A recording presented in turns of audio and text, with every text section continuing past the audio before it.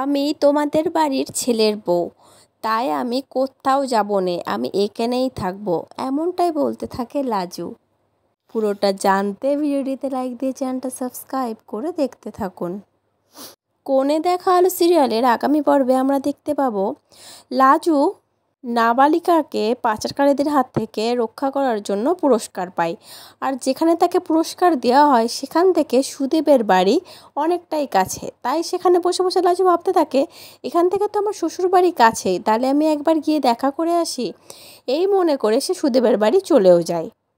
আর লাজুকে দেখে তো সুদেবের মা রেগে আগুন। সে লাজুকে বলতে থাকে, তুমি এখানে কি করছো, এক্ষুনি বেরিয়ে যাও এখান থেকে।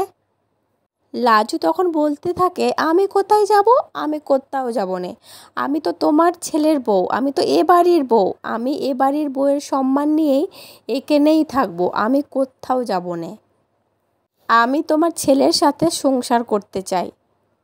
আর লাজুর এই কথা শুনে তো সবাই অবাক হয়ে লাজুর দিকে তাকিয়ে থাকে। আর সুদেব গো বেচারা যে কী করবে সেটাই খুঁজে পায় না, কারণ লাজু যেভাবে চলে আসবে সুদেব তো সেটা স্বপ্নেও ভাবতে পারেনি। তো কি হবে এবার? আর বনলতাও তো আছে সুদেবের বাড়িতে, তাহলে কি লাজুর সাথে বনলতার দেখা হয়ে যাবে? তোমাদের কি মনে হচ্ছে অবশ্যই কমেন্ট করে জানিও। পরবর্তী আপডেট নিয়ে তাড়াতাড়ি আসি, সঙ্গে থেকো, সাথে থেকো, চ্যানেলটা সাবস্ক্রাইব করে দিও। ধন্যবাদ।